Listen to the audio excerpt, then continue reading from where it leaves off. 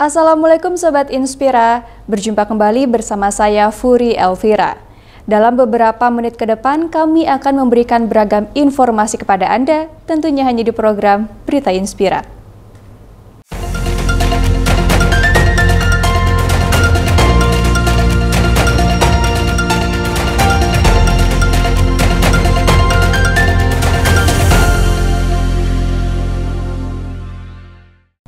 Kita awali dengan informasi pertama. Pemirsa, aksi boikot produk pro-Israel dinilai tidak berhasil. Ribuan massa Forum Ulama mendesak pemerintah mengirimkan tentara guna membela Palestina. Gabungan massa yang mengatasnamakan Forum Ulama, Tokoh dan Advokat atau FUTA melakukan aksi long march dari Pusdai Kota Bandung menuju area halaman Gedung Sate Kota Bandung. Aksi yang dilakukan pada Jumat pagi tadi tersebut menjadikan halaman Gedung Sate sebagai titik kumpul mereka. Massa yang berjumlah ribuan itu hadir untuk melakukan aksi damai membela rakyat Palestina yang tengah menghadapi pembersihan etnis oleh Zionis Israel. Dalam orasinya, perwakilan FUTA menyampaikan, satu-satunya cara membela rakyat Palestina adalah dengan mengirimkan tentara Islam untuk melawan Israel di negeri Palestina. Dan menurutnya, jihad adalah satu-satunya cara membebaskan Palestina dari Zionis Israel. Menurut FUTA, aksi boikot yang selama ini dilakukan masyarakat dunia kepada Israel tidak berhasil menghentikan serangan terhadap Palestina. Oleh sebab itu, mereka mendesak pemerintah Indonesia untuk dapat segera mengirimkan tentara guna membela rakyat Palestina dari pembantaian yang dilakukan tentara Israel. Jika tuntutan tersebut tidak segera dilakukan, mereka berjanji akan berbondong-bondong melakukan jihad menuju Palestina. Untuk kesekian kalinya kami maka demi Allah, suara kita hari ini lebih mulia dibandingkan suara mereka di atas sana. Kita bukan berbicara saudara-saudara sekalian, maka apa yang dilakukan oleh Yahudi setelah serangan Hamas pada 7 Oktober 2023. Bebas tanpa tapi Yahudi telah menduduki Palestina sejak tahun 1948. Itu yang harus kita bicarakan. Dan kaum muslimin harus menyadari bahwa sesungguhnya tidak ada solusi dua negara. Lebih jauh, Budi Saifullah juga mengatakan, jumlah massa yang mengikuti aksi damai di Kota Bandung ini berjumlah sekitar 2.000 orang. Mereka berasal dari berbagai kota di Jawa Barat, seperti Cianjur, Cirebon, Garut, Tasik, dan kota-kota lainnya. Baginya tak ada alasan untuk tidak datang membela Palestina. Dari Kota Bandung, Jawa Barat, Bambang Prasetyo melaporkan. Pemirsa, sepekan pasca diterapkannya aturan Friday Car Free, banyak ASN yang melanggar aturan tersebut, meskipun pemerintah sudah mempersiapkan halte menuju Balai Kota Bandung. Sejumlah kendaraan berplat merah atau mobil dinas ini kedapatan parkir di depan Taman Panda, tepatnya di persimpangan Jalan Merdeka dan Jalan Perintis Kemerdekaan, tak jauh dari Balai Kota Bandung. Padahal area tersebut merupakan kawasan bebas parkir.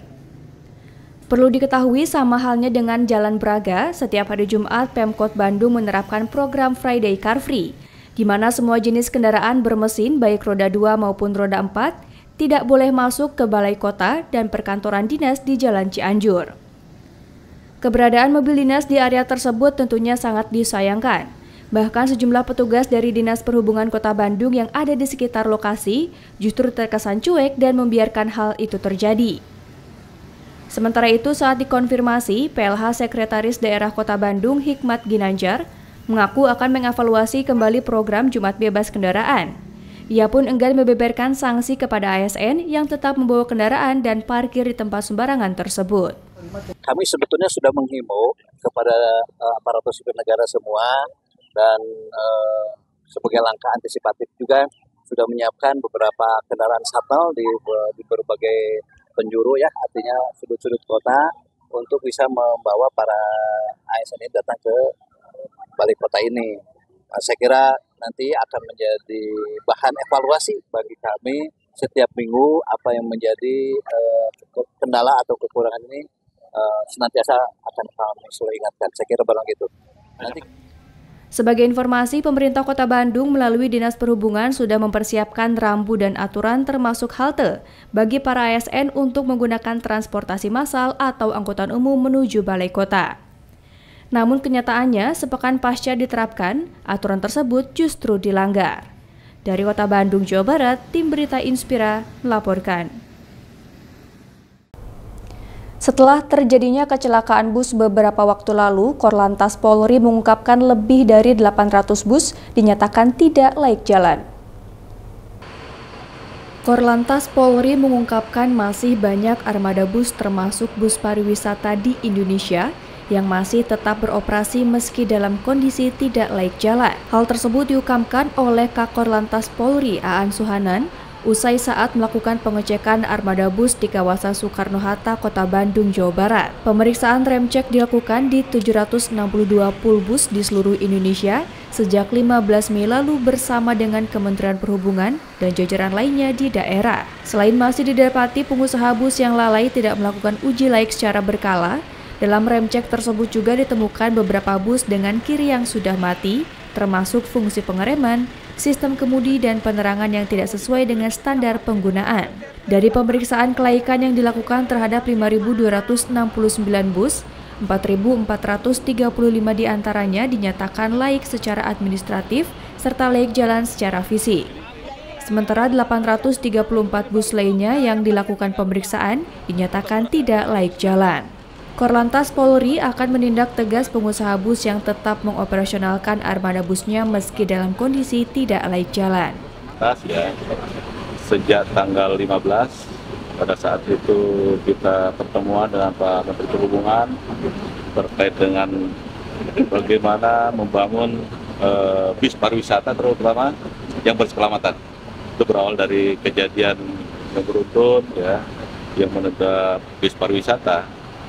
Akhirnya kita dengan Kementerian Perhubungan sepakat untuk melakukan ram cek bersama-sama dengan teman-teman dari Perhubungan, Kota, Kabupaten, Provinsi, dari PTD, kita mendatangi pool bis wisata. Guna meminimalisir terjadinya kecelakaan dan jatuhnya korban, rencananya kepolisian akan melaksanakan razia gabungan bersama Kementerian Perhubungan terkait kelaikan bus pariwisata. Dari Kota Bandung, Jawa Barat, AV melaporkan. Kasus tawuran antar pelajar yang terjadi di Karawang, Jawa Barat kini semakin marak. Sejumlah tawuran yang terjadi bahkan dilatar belakangi banyak faktor kecil, serta faktor dendam. Aksi tawuran di wilayah Kabupaten Karawang, Jawa Barat akhir-akhir ini semakin marak.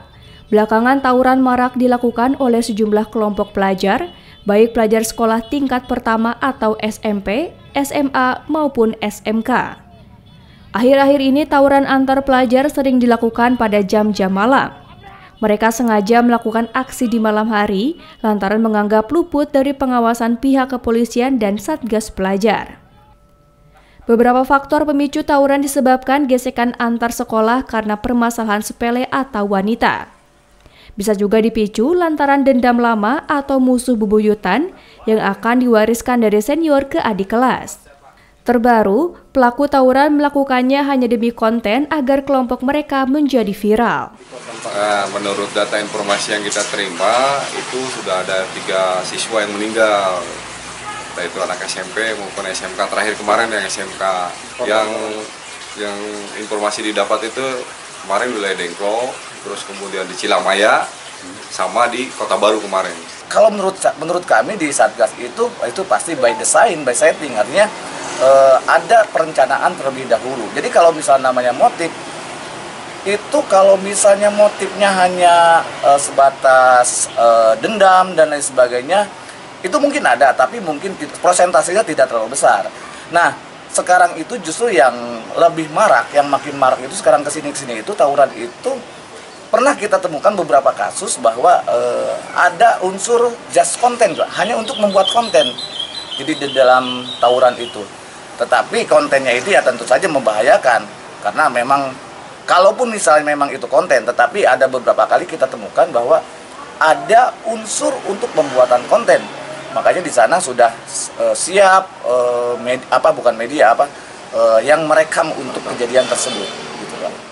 Satgas Pelajar mencatat sejak Januari hingga Mei 2024, korban tewas akibat tawuran pelajar mencapai 3 orang. Untuk mengantisipasi itu semua, maka diperlukan sinergitas dari semua pihak termasuk orang tua. Dari Karawang, Jawa Barat, Husnah Bahreisi melaporkan. Pemerintah Kabupaten Karawang bangun rumah aspirasi di kawasan industri. Informasinya akan kami hadirkan sesaat lagi, tetaplah bersama kami di program Berita Inspira.